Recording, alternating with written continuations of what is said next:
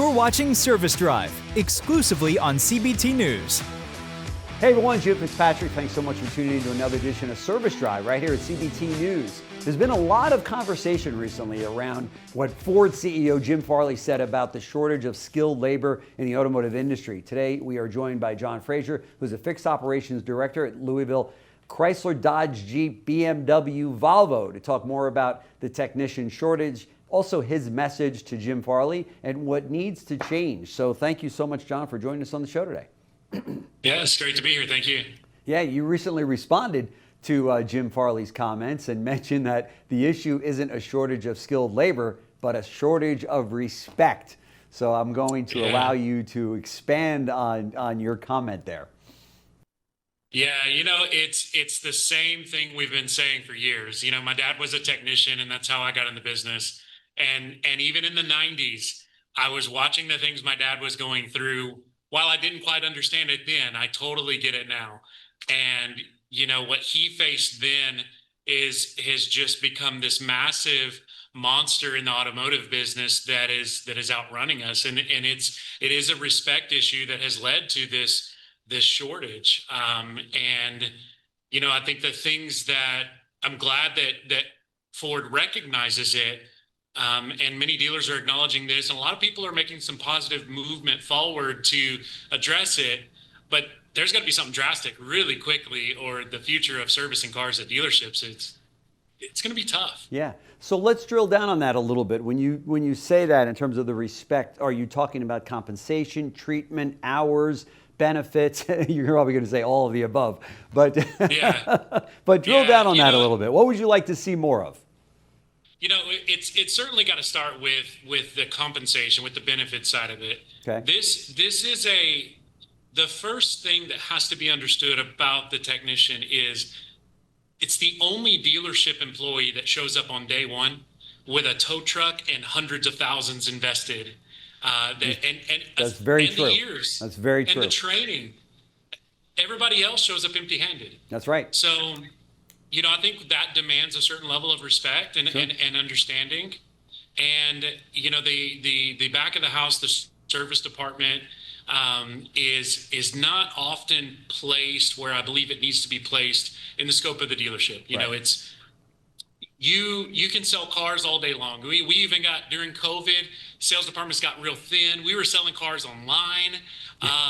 But one thing that's for certain about the dealership model, it doesn't work without technicians. Yeah. It doesn't work without service. People simply won't buy where they can't service. That's right. And this is, from the manufacturer standpoint, this is an area they need to really reconsider with warranty times, and not just the times that the technicians make on the jobs, but also the warranty rates that they reimburse the dealerships. Oh, no question about it.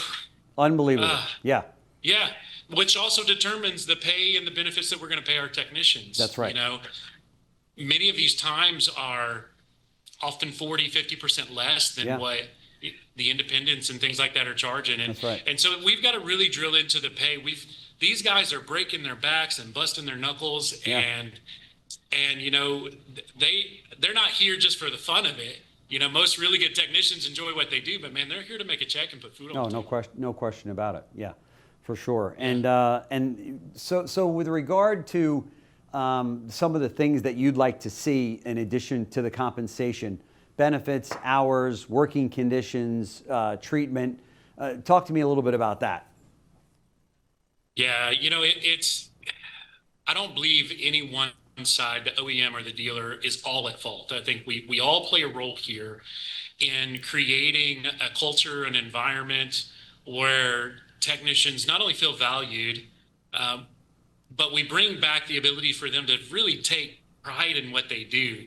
And that starts with, along with the compensation, but a great facility, great leadership, making sure that we're treating these technicians. They're often treated like, just the the bottom of the totem pole. They're not spoken to well. They're just, the whip's always getting cracked at these guys. Turn more hours, and the cars are getting harder and harder to work on. Yeah.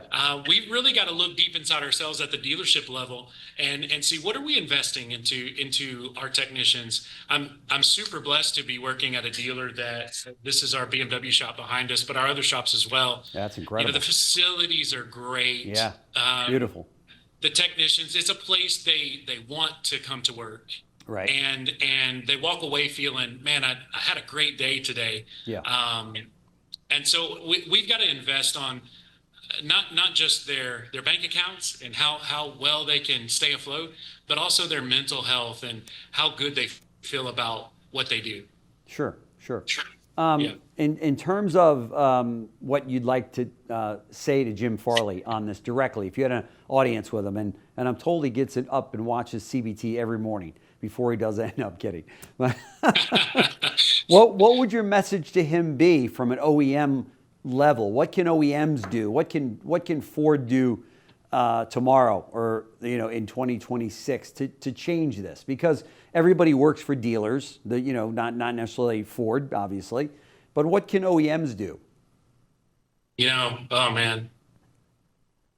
The OEMs are in this never-ending race to get the latest and the greatest off the factory floor. Yeah. And the challenges that we see in service, especially over the past few years, is it seems that the quality control is left up to the customers. Yeah. And man, that while the customers are happy about buying the car, man, when they turn around and have to come back a week later after purchase, it puts us in a real pickle. Oh yeah. And I really think the OEM needs to dive deeper into what's happening in fixed operations at the service side of it. They put all these incentives and man, they really hang the carrot out there for the sales departments to chase and get these cars on the road. And I get it. Everybody's watching the stock. Everybody's got quotas and goals to hit. Right. And I think that level of intention, that level of focus the OEM needs to shift and look at the back of the house, because that's ultimately what fuels those future sales. The saying as it goes, sales sells the first car, service sells the next. Service sells every car. And the next, and the next. Yep. And you can bring in all the consulting companies you want. You can put all the processes and things like that. But if you're not going to audit the dealer very hard on the service side of it, how are we treating the employees? And you're not going to support them. Yeah. I've spent some time with Ford through the years, and I'm telling you, the dealer support on the service side of it's challenging. Yeah. It's very challenging. The hoops that our technicians have to jump through to get pre-authorization for something to be covered. The overwhelming amount of administrative work. Ford really needs to, and other OEMs need to.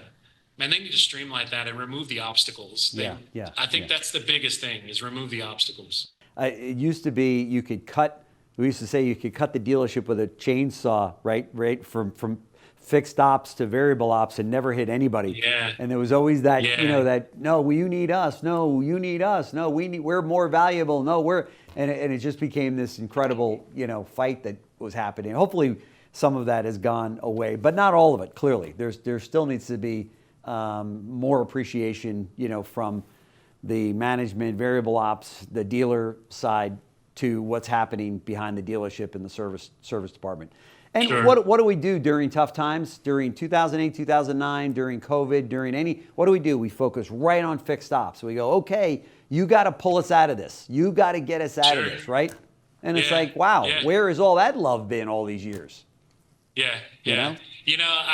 I would challenge, a lot of the dealers that back to those times and back to COVID, I heard so many stories about where dealers were closing up that gap for people during those times where business was short and things were tight.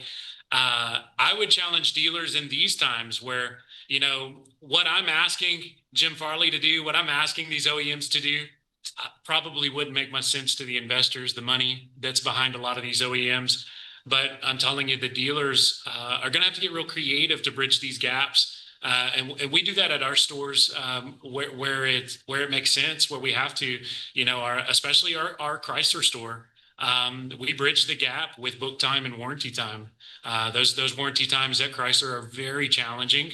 And I think the dealer is going to have to find some ways. How can I step in to retain this talent and keep them around and attract new talent?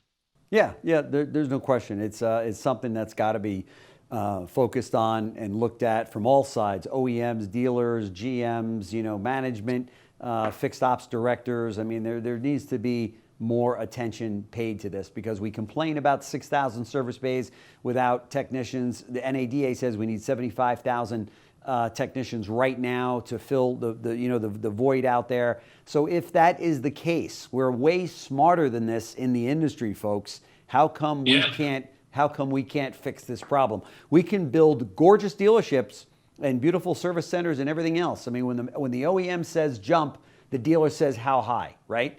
And we can just master all of that, incredible ad campaigns, the whole thing. But when it comes down, to when push comes to shove with technicians, it's we'll address that later, and that's a mistake. That's wrong, right? Right, exactly. We're graded on so many things, with the OEM and the surveys that are out there, with the JD Power and Associates and Consumer Reports. And if the OEMs want to maintain the certain level of safety and quality and customer trust and those sorts of things, and we value those things here in our stores, and I know the OEMs do, we have to value the guys that are responsible for that. That's I mean, right. The safety of our customers and the safety of the customers of the OEM are in these guys' hands. That's right. I'll tell you something else that dealers don't want to hear, but if you compare the turnover rate in variable ops versus fixed ops, you won't even want to look at the two numbers. Am I right on that? Yeah. Technicians, you're exactly right. They bring their tool set in, they're good, they knew what they're doing. They're there for 5, 10, 15, 20, 30 years. Up front, not so much. Right? Yeah, exactly. There's value in that, certainly. There's no question about it. John Frazier, Fixed Ops Director at Louisville, Chrysler, Dodge, Jeep, Ram, BMW, Volvo, one of the hardest working men in the business, and he's demanding respect. So, Farley, if you're listening, we're coming after you.